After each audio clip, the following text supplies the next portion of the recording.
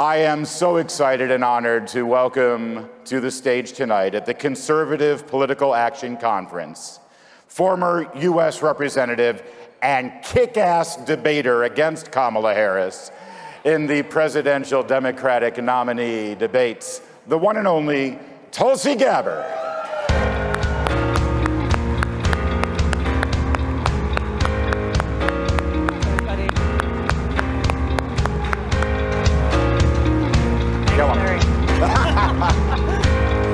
Thank you.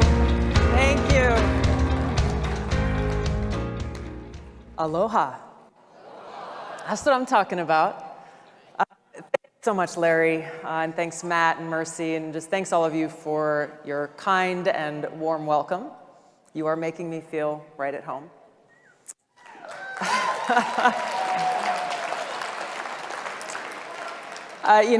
Before I get started, I just wanted to ask if we could just for a moment and talk about Ukraine and what is going on there. I had never been to Eastern Europe until I actually went on my R&R leave for my first deployment in Iraq. Instead of going back to Hawaii, I chose to go to Eastern Europe. I went to Poland. Visited Auschwitz, visited the ghettos in Warsaw, and then I went to Ukraine, and I made some wonderful friends there. People who I became closer to as the years went on, and like so many people who are stuck in Ukraine right now. Many of them are stuck in Kyiv, others are trying to make their way to the border with Poland, afraid, worried for their loved ones, their husbands unable to leave. And it's heartbreaking. It's heartbreaking to see this tragedy play out. So I just wanted to ask if we could just pause for a moment of silence and send our prayers for their safety and for their well-being.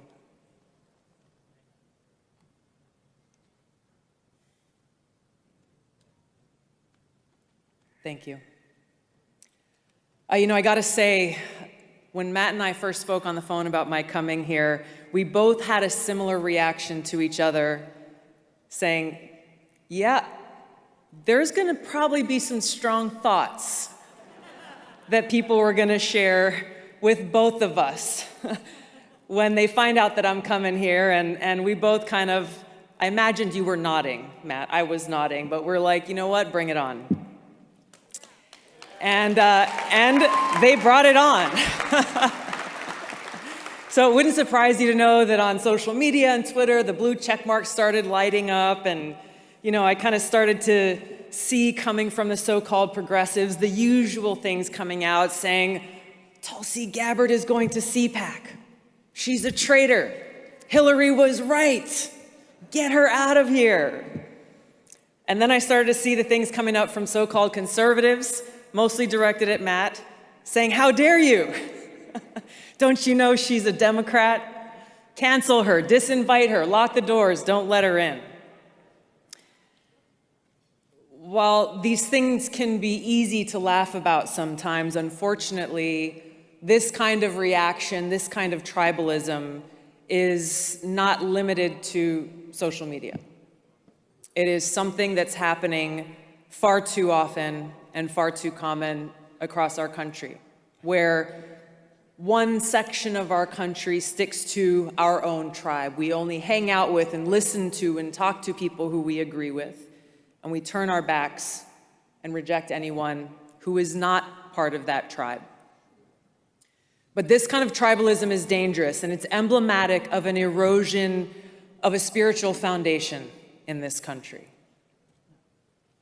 It's emblematic of this lack of recognition that we are all God's children, that we are one nation under God, and knowing that inspires us. It inspires us to look within and find that fundamental respect and care that we should have for one another. And so when I came out here, I said aloha because this is what aloha really means.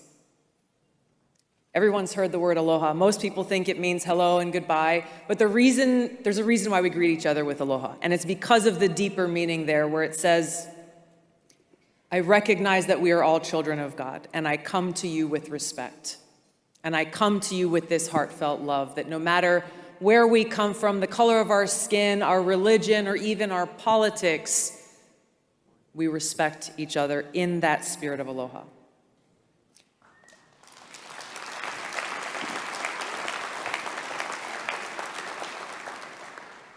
This spirit of aloha is actually what is at the heart of our Declaration of Independence. It is what is the foundation of our Constitution. When we say we hold these truths to be self-evident, that all men are created equal, that they are endowed by their Creator with certain unalienable rights, that among these are life, liberty, and the pursuit of happiness. Our freedom comes from God, not from any other person, not from anyone in government. Our freedom comes from God, and to recognize others as children of God is to appreciate that we belong to God and no one else. So naturally, therefore, no one has the right to take away that intrinsic freedom which God has given us. This is the foundation of the social construct of the United States of America. This is what is at the foundation of our Constitution. And we heard a lot from Glenn tonight about the First Amendment, about free speech, about the Bill of Rights. And our First Amendment, as you well know, says Congress shall make no law respecting an establishment of religion or prohibiting the free exercise thereof or abridging the freedom of speech or of the press, or the right of the people peaceably to assemble and to petition the government for redress of grievances. This foundation of freedom is what makes us who we are as Americans. This foundation of freedom, for me, is deeply ingrained in who I am, both as a soldier and as an American. That oath that I took to support and defend the Constitution of the United States of America against all enemies, foreign and domestic, is one that is seared into my heart.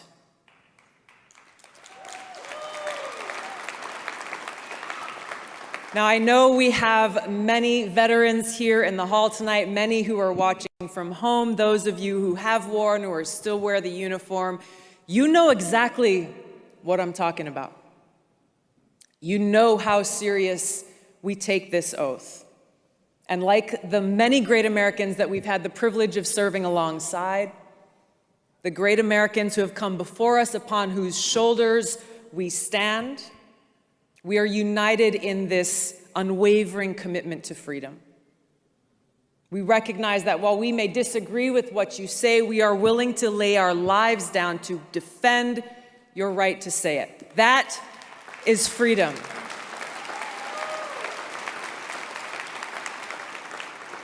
And that's the core of who we are as a nation. It is what makes our country that shining city on the hill. So as long as we're committed to this foundation of freedom that's enshrined in our Constitution, our Bill of Rights, we can recognize our differences and work together based on that common ground. Coming from that common foundation of freedom, we can overcome the great obstacles and challenges that we face. But if we are not committed to this freedom that is so clearly spelled out in the Bill of Rights, we are doomed to fail as a country. Unfortunately, we have too many Americans, including leaders in positions of great power in our country, who are not at all committed to upholding the Constitution. We have many Americans who don't even know what the Bill of Rights are.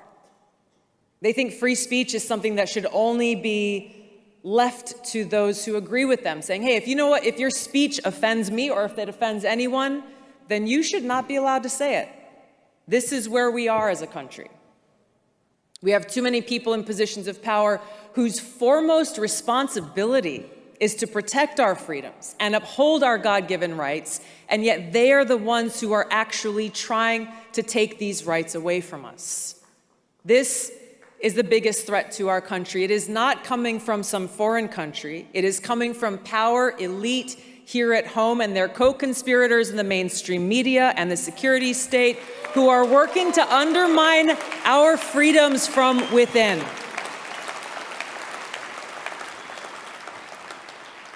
Now, just the latest strategy and tactic that they're using is to try to undermine our free speech by taking it upon themselves to say they've got the responsibility to protect us from so-called misinformation.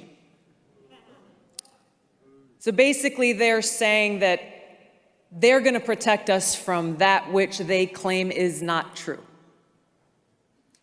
The notion that we must just blindly accept and follow as truth that which the government or those in power tells us is true goes against the very essence of our Constitution and Bill of Rights.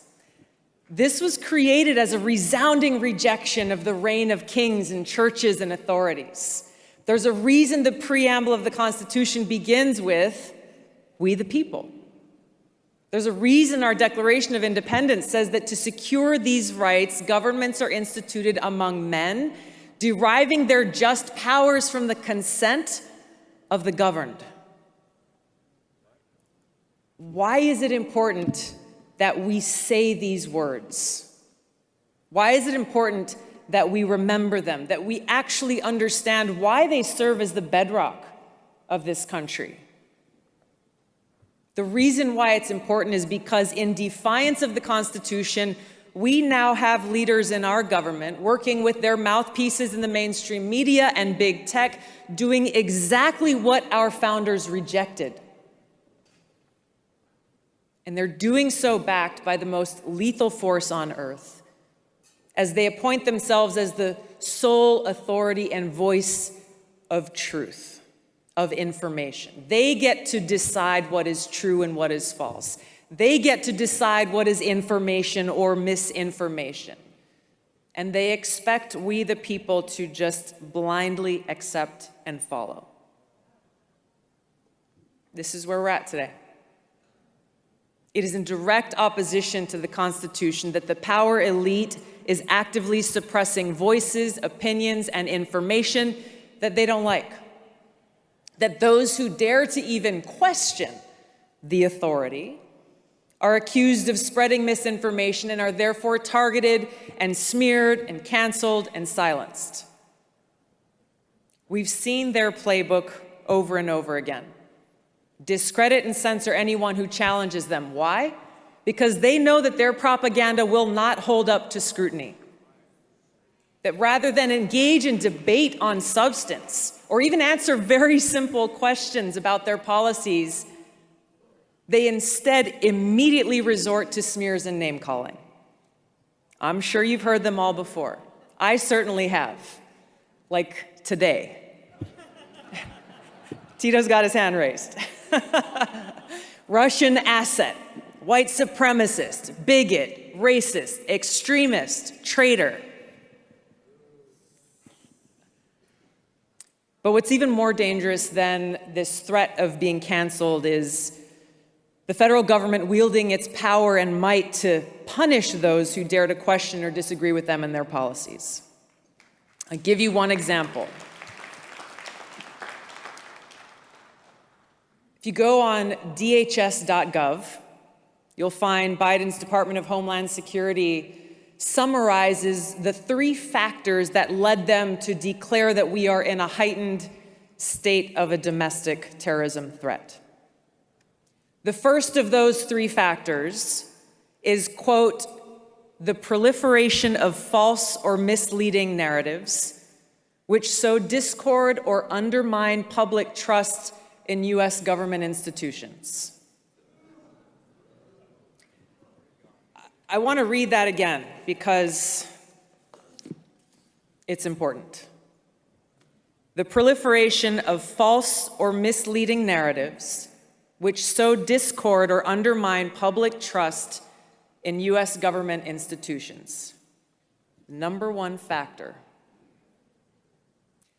If you replace the word U.S. government with the word church, we can see how those in power see themselves as the high priests in a secular theocracy.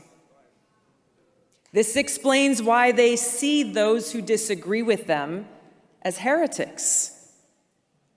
And so it's not surprising that those who reject their leadership or views, these are the people who are targeted by Biden's attorney general as domestic terrorists, simply for holding anti-authority views. Basically, what they're telling us is you are an enemy of the state if you dare to oppose or even question the president, his administration, or his policies. Shut up, step back, fall in line, or we're coming after you. This isn't some theory. This is reality. And this is a reality we're seeing play out in Canada as we speak. You have the autocratic leader in Canada who's resorted to genuinely authoritarian and tyrannical means to suppress a peaceful mass protest against the power elite there. Everything that we see happening up north, everything from the execution of emergency powers to the freezing of bank accounts, the seizure of children from parents, the destruction of livelihoods and small businesses, all of these things could happen here. So the question I ask myself in confronting all this is, what are they so afraid of? Who are they afraid of? You know the answer. It's simple. They're afraid of us. They're afraid of a free people. They're afraid of a free society. I've got to believe that Thomas Jefferson was thinking about these cowardly, fearful leaders when he said they prefer the calm of despotism to the boisterous sea of liberty. They're afraid of the freedom that empowers each and every one of us to seek the truth, to speak freely, to question their decisions and their authority.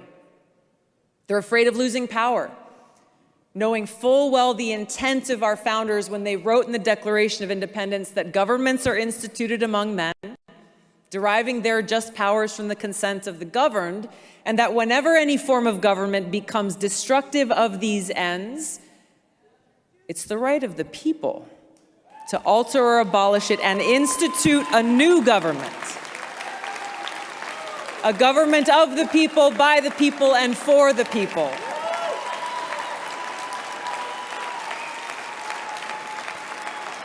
This is what scares them. And this is what empowers us.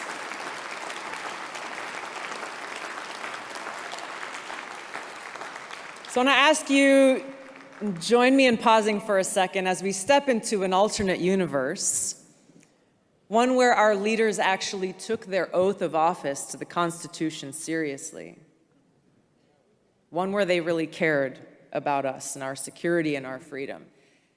If we were living in this world, they would shut down secret FISA courts and stop three-letter agencies like the NSA, FBI, and CIA from illegally spying on Americans. They would denounce the Attorney General of the United States for his disgraceful attacks on American parents like those from Loudoun County and across the country who are concerned for their children's education. I got to say a quick hello to the parents here. I've had the privilege of spending some time with the amazing parents from across the country and parents defending education, many of whom have never been involved in politics before. But now they are in the trenches, standing up and fighting for their kids. Fighting against boards of education and politicians who believe that parents don't have the right to raise their own children. In this different world, our leaders would haul James Clapper before a judge to answer for his lies to Congress about how the government's collecting information from all of our phone records.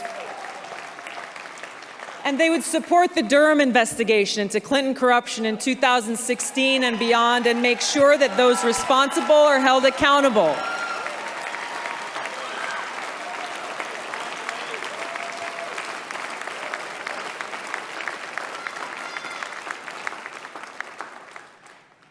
But this isn't the world we live in.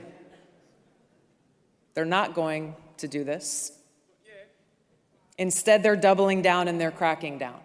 This power elite operation to crush freedom of speech is the enemy attack from within, and it threatens the very core of our democratic republic. It's a complete betrayal of the vision that our founders had for this country, and it is a direct attack on the mission laid out in the Declaration of Independence, where instead of a government ordained to secure these rights, we now face a government determined to take them away. This is not hyperbole. Think about the impact of this from a practical perspective. How can we vote, let's say, to choose a president when we do not have the freedom to actively participate in the marketplace of ideas? We don't have the freedom to share our opinion, to listen to other perspectives, to ask questions, to challenge the establishment narrative, and then assess, consider our options, and make our own informed decisions about who we want to take on that awesome responsibility and serve this country as commander-in-chief.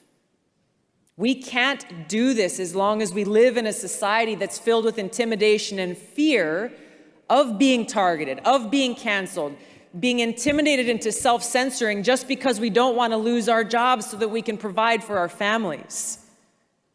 And this is the point. What makes it even worse is they're saying they're doing it for us. They're saying that they want to protect us people from being exposed to misinformation, which really reveals how they actually feel about us. How little they respect the American people. That what they're saying is, you know what? You're too stupid to think for yourself, to discern for yourself, to make your own decisions, so big government knows better for you than you do for yourself. This is authoritarianism. Yeah, I agree. This is authoritarianism. It is not freedom. It is not a democratic republic. And by rejecting our Bill of Rights, they have rejected our Constitution and therefore are the greatest threat to our republic. And therein lies the hypocrisy of the Biden, Clinton, neocon, neo-lib establishment foreign policy of misusing our military men and women by sending them out to be the policemen of the world, overthrowing dictators we don't like while turning a blind eye to the ones that we do, all in the name of spreading democracy and defeating autocracy. But they're hypocrites. They proclaim that we must go to war to spread democracy and freedom while they actively work to undermine our democratic republic and our freedoms right here at home. And they use crises, emergencies, times of war, whether it's a Cold War or a hot war, to embolden the security state and infringe on our liberties and rights. We saw it with the Patriot Act. We saw it with COVID. We're seeing it happening now in the name of democracy as, again, our government works with big tech to censor misinformation about what's going on with Russia's war with Ukraine. Once our rights are taken away, the government does not willingly give them back. So what do? Each of us in our own way and together must take a stand to protect our freedoms and rights, make our voices heard, hold our leaders accountable. Force our leaders in Washington to take their oaths to uphold the Constitution to heart and take action. Pass legislation that restores and protects our freedoms and liberties. I tell you, I served in Congress for 8 years. Right now, there are too many Democrats and Republicans, some who you might have heard from this week, who talk a good game about civil liberties, but when it comes time to cast that vote on things like getting rid of secret FISA courts and protecting our Fourth Amendment rights to privacy, they vote on the side of the power elite and against liberty.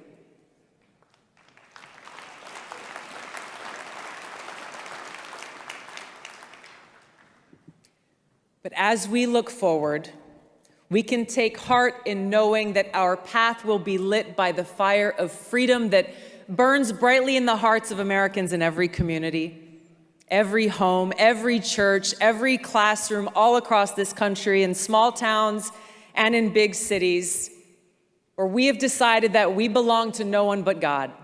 We are not subjects or slaves of those who govern. And by God's grace, we are free. And we will fight to remain free. Thank you so much for having me here today. May God bless you. May God bless America. Aloha. Thank you.